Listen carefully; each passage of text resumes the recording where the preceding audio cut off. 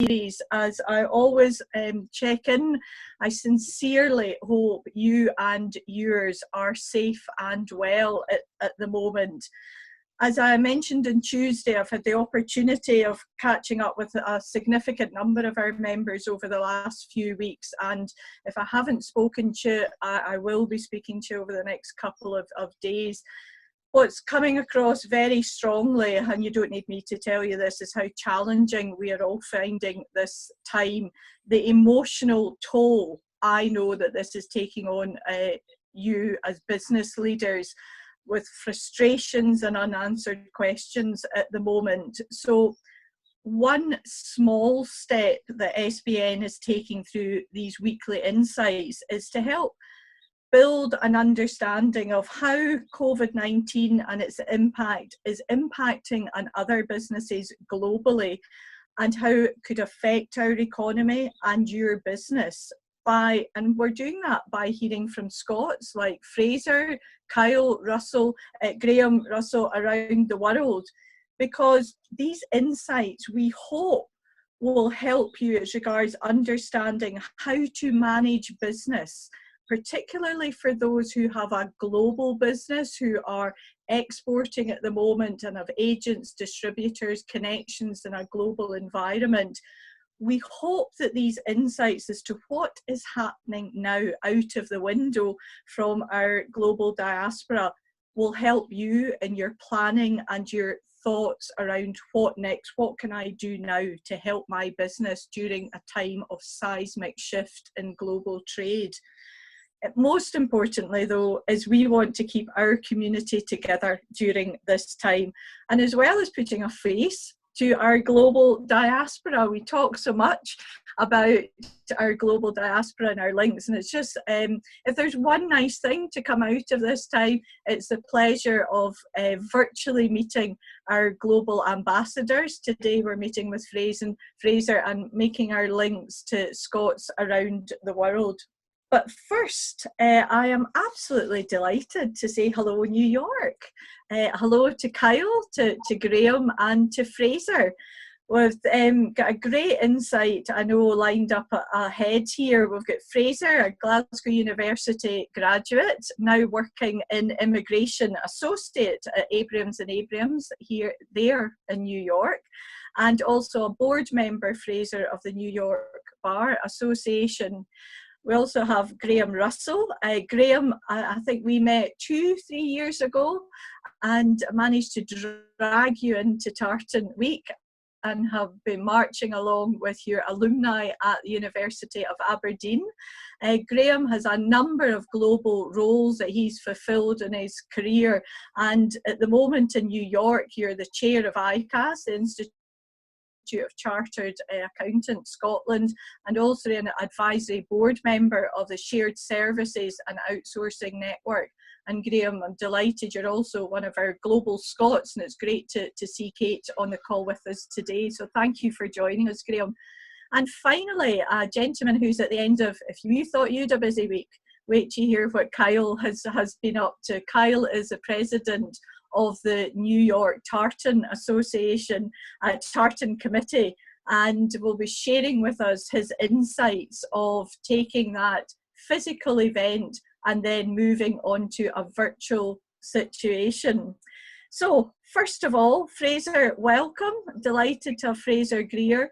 Well, yeah, just to introduce myself, I'm a native of Glasgow, Scotland, so I'm a homegrown Scot. And I spent my nursery, primary, secondary, and university education in a 3-mile radius in the west end of Glasgow. But I never had a sense that was kind of it for me. So after finishing up at the University of Glasgow School of Law in 2015, I decided to do a master's degree at York University. And after finishing that in 2016, I had the choice between being a prosecutor, training to be a prosecutor back in Scotland, or staying in New York and qualifying to practice here. And it took me about 10 seconds to sort of arrive at a decision on that, and here I am. So after a stint as a corporate lawyer, I'm now settled as an immigration attorney in a small but very busy and varied practice in Midtown Manhattan. And just to speak for a bit on my involvement with the Scottish Business Network, how they kind of came on my radar. So my affinity with the Scottish Business Network stems from having a sense of needing to give back to the Scottish affinity communities here in New York. So this is a notoriously difficult city to develop long-standing, sustainable, reliable relationships. And from the moment I first got here, I was welcomed by groups such as the New York Caledonian Club, St Andrews Society, and the ASF, and we kind of shared this common denominator, and that was being passionate about Scotland, its values, and its potential of diaspora. So I've been fortunate in getting a free education at a world-renowned university, and it's been a springboard for me getting opportunities here. And I felt a strong obligation to help others looking to make the same jump, whether a graduate or a business startup. So really, Russell came on my radar when I was restarting the Scottish Bar Association of New York. And that is the only association on the East Coast of the United States to cater for the 250 plus attorneys of Scottish affinity in New York City. So it's exciting with Scottish Business Network. This has got the resources, willpower, and kind of vision to bring together and explore opportunities for, I think it's an estimated 8,000 and above Scottish University alumni here in New York City alone. So it's very exciting. So Fraser, sitting there in your, as you said to me yesterday, your brownstone home in New York, if you were to look out the window today, Fraser, what does New York streets look like today? So as you know, like New York's become this major international focus. People all around the world getting in touch and asking how I am, because certainly how it's been depicted in news is a negative but fairly accurate light. So as you know, in March 20th, New York State Governor Andrew Cuomo imposed an executive order, which was a lockdown on all non-essential business in the state. And being part of what's considered an essential human service with my firm, and we are able to resume client support from our office in a limited capacity. I personally taken to biking into Manhattan to adhere to social distancing, and that is a 7-mile route.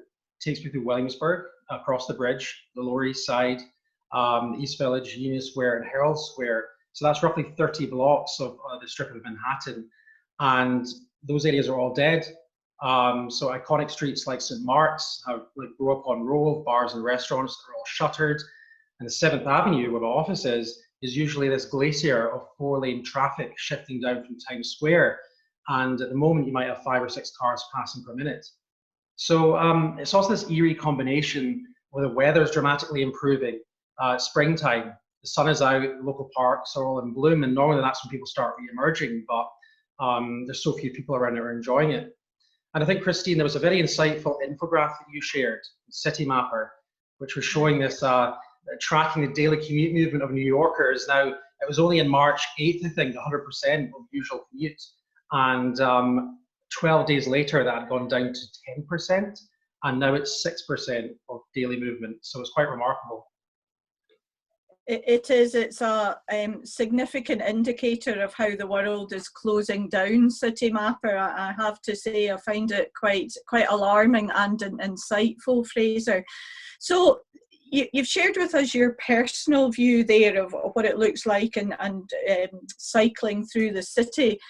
What has been the local response from the government and the politics in New York and your state regarding businesses and business support, Fraser? Sure. So here today marks day 3 in different locations. We're talking about, sorry, not day 3, week 3. Different locations we're talking about what week category we're at. So there's a recent survey that was carried out by JP Morgan of over 500,000 US small businesses. And they found in New York City in particular, the median number of days worth of cash flow buffer that businesses have in reserve to meet their overheads is only 25 to 29 days. So that's just shy of 1 month. So and those overheads are primarily lease payments for office premises and staff payroll. So, and this is particularly true of these kind of labor-intensive, lower-income industries like food, drink, and restaurant, which is the backbone of much of New York. And they have an average of 16 days, only 16 days buffer in cash flow. So there's going to be a lot of difficult decisions have to be made over the next week, especially now we're in week 3. And this data corroborates with a survey that we released with SBN over the past week. I'm grateful to the respondents for getting back. And that kind of concluded our thoughts that in our membership, over 3/4 of them are under 10 million turnover and under 10 staff. And unanimously, one of their chief concerns was cash flow.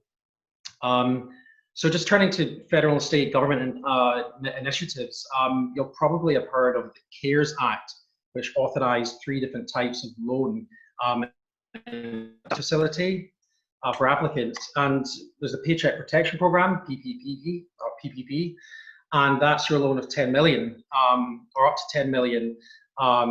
It's available to sole proprietors, independent contractors, self-employed people as well, and it's a forgivable loan. So it's a very favourable kind of element of the government stimulus package. There's economic injury disaster loans, which is up to 10 grand in advance for businesses with 500 or less employees. And there's a debt relief and express bridge loans, which is if you have an existing loan through the Small Business Association, they'll slash rates and they'll cover the principal on it. So I think one update I have from previous insights was who's eligible for this relief. Now, as an update, in the first few days of April, when they first released the application forms, there was a question which was, which appeared to render ineligible businesses which had individuals who owned more than 20% who were foreigners, as a non-US citizen or non-permanent residents. Now, it appears from the revised application forms that's disappeared. So it seems as though applications are open for members of our network who are not permanent residents or US citizens. So I just invite anyone who'd like to know more about that to get in touch with me, and I can advise. And lastly, on the state level, at the same time the lockdown was imposed by Governor Cuomo, they also imposed a 90-day moratorium on commercial and residential evictions. So that's giving a bit of a safety net, as opposed to, do I have to like uproot my plant and get out of here because I can't pay overheads? But it's not quite the same as suspending rent payment. And there's pending legislation in the state Senate which would, put a pause on commercial rent payment, which is far more useful than rent, prevention of eviction of commercial premises. And there was one additional fund set up at New York City level, but that's already oversubscribed. And they've announced on their website, and NYC website, we can't take any more inquiries. So there's certainly enough relief pouring out, and glad to see it seems like it's available to SBN members. Good. And that's particularly important because we know some of our members have commercial relationships, as in businesses in New York and US, that they're particularly focused on at the moment. So what you're saying there, Fraser, is there's been changes in the legislation regarding ownership and loan funds available, and further details. Is there particular websites that you could point us towards for further information, as well as following up directly, I know, with yourself, Fraser? Mainly the Small Business Association website and any local state kind of government website as well. There are some websites that are popping up which are kind of evaluative, like they ask for your financial information, they'll tell you what you're eligible for, but it's better to cut out that middle person and just go straight for government feedback. There's also some private initiatives which I'll get on eventually in terms of availability of crowdfunding, which I'll touch on in a moment. Thank you. Regards this, how one of the questions that we're being asked is about how to continue relationships that for some people will have just started. I know some of our members have been out in New York and the States over just the last couple of months. Some of them will have long established relationships in the US. What is your advice from a commercial perspective as to how to maintain these relationships during this lockdown time, when almost it's almost like a dirty word to be asked to pay for something at the moment? What is your advice and feedback that you've got, Fraser, on that, relationships? So I think there's 3 kind of core areas of commercial relationships that are experiencing this kind of seismic shift in reaction. The first is adapting your business model to meet your demand, your customer base. And the second is disputes and the enforceability of contracts. So your range of contracts, are you obliged to pay essentially in current circumstances? I'll get to that. And the third is a cultural shift from in-person meetings in physical space to online interactions with your customers, clients, and vendors. So with the first point, with the reaction or the adaptation of business models for your consumer base. Bars and restaurants in particular at MIC have been devastated by the closure of non-essential services and businesses. And they overnight have tried to shift their business models to online delivery, for example, to try and soften blow in cash flow. And in terms of crowdfunding, like established landmark restaurants and bars have community fundraisers set up for people who can crowdfund their sustainability, make sure they get back on their feet again, just to make sure that the kind of landscape of New York as they know it is preserved. And the wholesalers, so a step up from restaurants and bars, they've taken to setting up online shops and selling straight to consumers. Many people are cooking at home now. So that's been met with very high demand. With the second point, so with the commercial contracts, and I can speak for this as a lawyer, legal services have this boom in activity where there's two critical questions on business owners' minds, and that's one, can I afford to meet overheads? And the second is, am I contractually obliged to actually fulfill this? And the key phrase in people's minds is this force majeure, which is a common contractual provision which permits parties to suspend activity due to certain unforeseen events. And there's been an entire flood of guidance online from law firms inviting clients and prospective clients to explore the contracts, dust them off, and double check who's obliged to do what. And the third point, in terms of the culture and in-person culture. So one of the concerns that we had in that SBN, the survey we put out from respondents, was inability to travel for in-person business meetings on the road. And I would argue this isn't really a financial burden, it's more a cultural burden, because we have availability of Zoom and conference calls like we're having just now. My understanding is Zoom has gone up from daily usership from 40 million to 200 million in the past month or so. So people are catching on, and I believe that's more a cultural remedy. And in terms of the larger institutional organizations, how they're adapting, we'd love to hear from Russell, his insights on that as well. So my question is about for Scottish businesses regarding their relationship in the United States here. Your advice is, as we're hearing across the world, Fraser, is continue that relationships, check in with individuals, check in with what's happening, keeping that relationship going, and maybe use this time as well, to my well-worn phrase about continuous intelligence gathering. This is not about market research, but reaching out to get an even better understanding of your market this time. Is that what your advice would be, Fraser? Absolutely. I think the approach people have to have just now, Scottish businesses, is look, they have to ask themselves, what will the effects of the actions they're taking be in 12 months' time? They have to look in 12 months' time. And that concerns staff layoffs or staff furloughing, how they treat their staff. It concerns like maybe deferring on payments or collection of payments or commercial contracts. Looking longer term and also trying to maintain brand loyalty. And this can't be done from the short-term profit-focused mindset. It just won't work.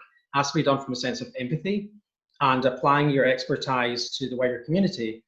For example, Claire Campbell of Prickly Thistle, who was speaking on Tuesday, her applying her expertise to advocating for using alternative fabrics for accelerating face mask production. That's a fantastic example of maintaining brand loyalty with an empathetic and long-term mindset. So that's what I'd advise. Sure. Now, we've not got any further questions coming through on this Q&A at the moment. So if there's anything further, Fraser, is there anything that you wish to pick up on before we say a final goodbye? Sure. Just one thing to add to the question about advice to Scottish businesses is be proactive and join communities like SBN and ask questions. Because ultimately what SBN is, I think there's about 8,000 perhaps global members or affiliates, and that is a collective intelligence that when you put questions out to the community, you can generate solutions, and that's self-perpetuating. So one other bit of advice I have is just reach out to the ambassadors, reach out to SBN members, post in the community boards, and just generate discussions. And from that, we can come up with solutions that everyone can use. Yeah. Yeah, I think community, of whatever shape and form, whatever you've been involved with, is so important at the moment.